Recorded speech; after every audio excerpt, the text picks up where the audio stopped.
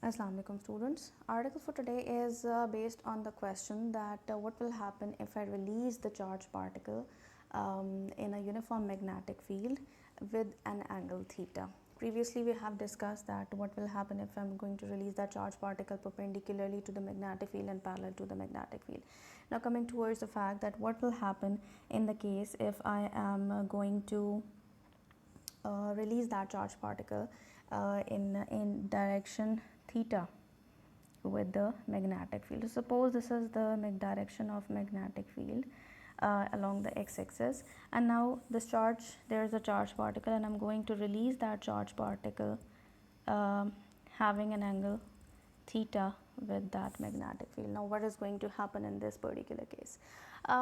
We know that whenever there is in chapter called vectors in first year, you must have read that wherever we are having a condition, there is a vector which is in this particular direction having an angle theta with the a positive x-axis.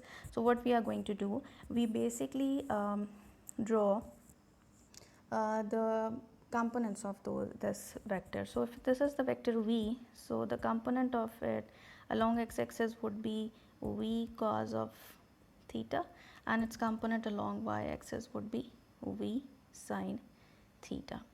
So in this particular situation which I have mentioned above, we are going to draw the rectangular components of it. So the rectangular component along y-axis would be like this. This is vx, that is equal to v cos theta, and this is going to be vy, whose value is v sin theta.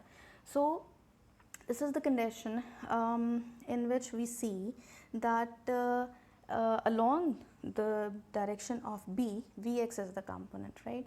But in case of cross product, as you can see that this is basically the cross product f equals to q v cross b. So this is the cross product between the two vectors, right? So in this condition, for the cross product, what we see that which component of the vector is perpendicular to the other vector. So the component of velocity, that is vy, is in perpendicular to the direction of b. So I'm going to write for this condition that f is equal to q v sine of theta into b, right? And it will ultimately will become f equals to q v cross b. So that's how this is going to happen.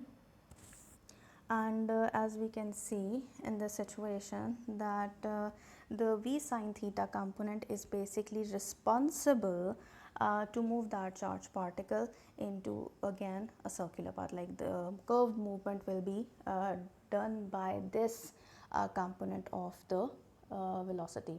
Now what is going to do the x component? X component is basically along the direction of b, so this component of velocity is basically responsible to move that charged particle in the linear path, right? And the vy component is responsible to move that charged particle in the curved motion. Now you must be wondering that how can a charged particle move in the linear direction and in the curved path as well? So to elaborate that thing, I'm going to draw a figure in which you can see. Okay, now as you can see in this figure that the direction of velocity has been taken along x-axis, and the direction of velocity is having an angle theta with the magnetic field. We have drawn its components vx and vy. Now what is going to happen? This charged particle will tend to move in the linear motion, that is going to show the motion along the x-axis, positive x-axis. But what is going to happen, that vy will change that curved path into the the linear path into the curved one. So this charged particle, which is initially in this position, will show a motion like this, right? And what will happen after that?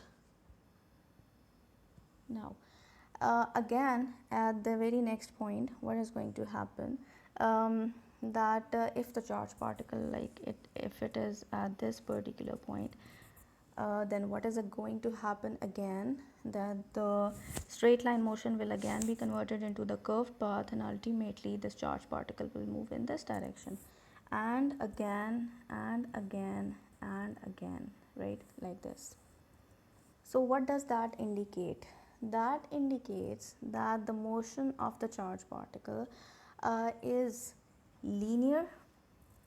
Like if you see, this motion is linear. The charge particle is moving forward and in the upward direction as well, right?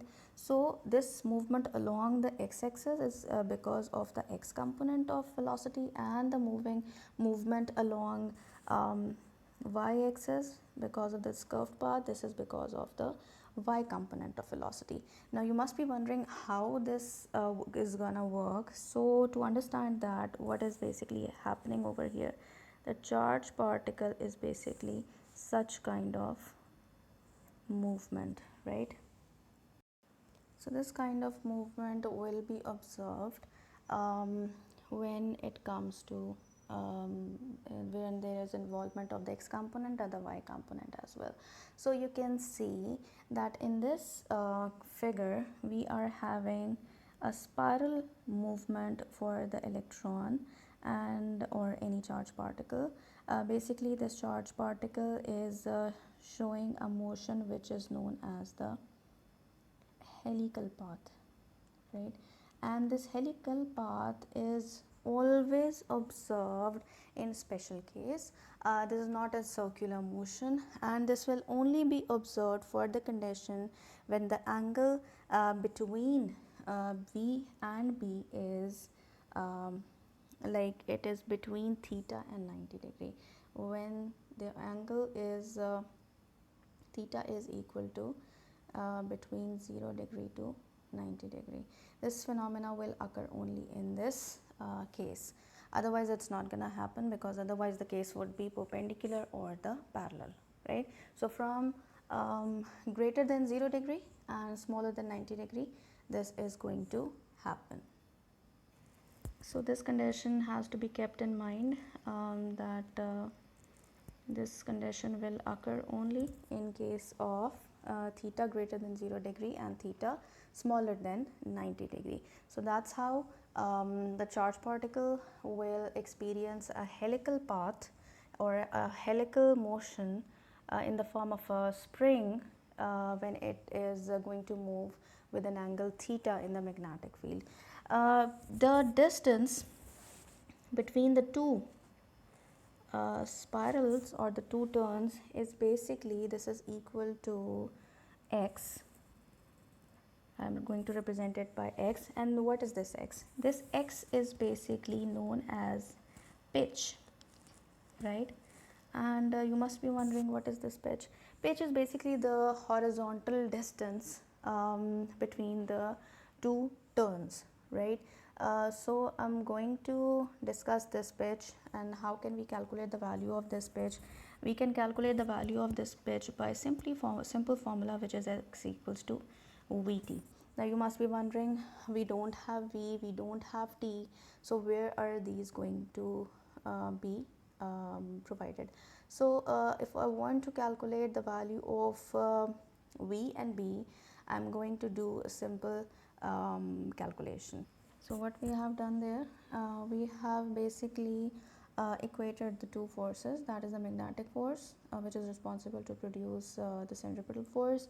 So we are equating both the forces. You must be surprised that I'm mentioning sine theta over here, because the value of theta is very important in this particular stuff, because we are going to put the value of theta and we are going to get the result. So here there are two sine thetas on the right side. So I'm going to cancel it. We would also be cancelled, and the rest of the terms will become.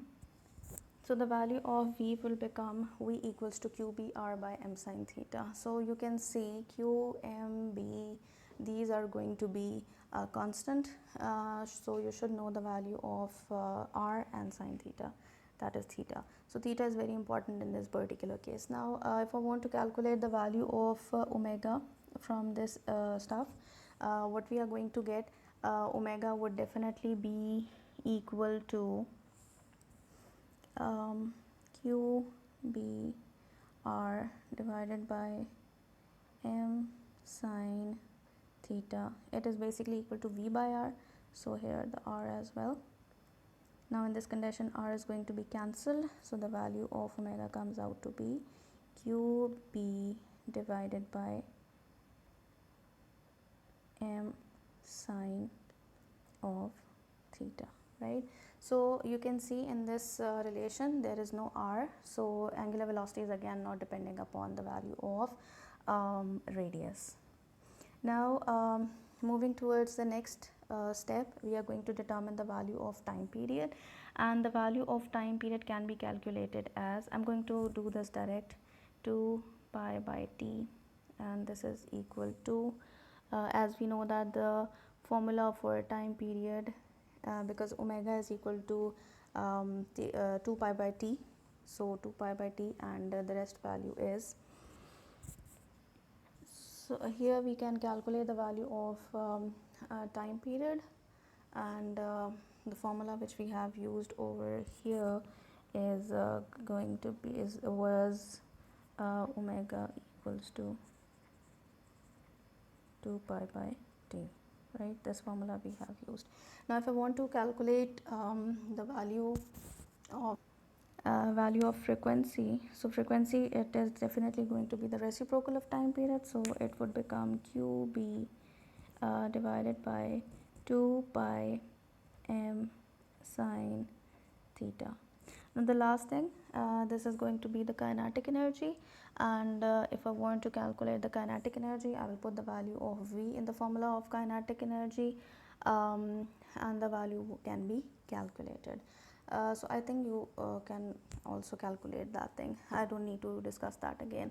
Since the horizontal motion is involved, we were eager to determine the pitch, that was x equals to vt. So if I want to determine that thing, we should know the velocity, that is the x component of velocity, and the time period, right? So for time period, we are more than interested in knowing this value only, right? So I'm going to discuss it. So these two values were important. Why we are putting v cos theta, since this is the horizontal motion, as the pitch is basically the distance, the horizontal distance. So along the horizontal distance, the x component of velocity is acting. So that's why we are using a v cos theta. So to determine the pitch, x equals to vt, what we are having v cos of theta multiplied by 2 pi m sine theta divided by qb, right? So that's how we can calculate, and if I am combining this, as you can see that I have rearranged the whole thing, and we know that 2 sine theta cos theta is basically equal to sine 2 theta. So I'm going to put it. Okay, so that's how we can calculate the pitch of any helical spring. Obviously, if the pitch is greater, that means frequency would be having a greater value.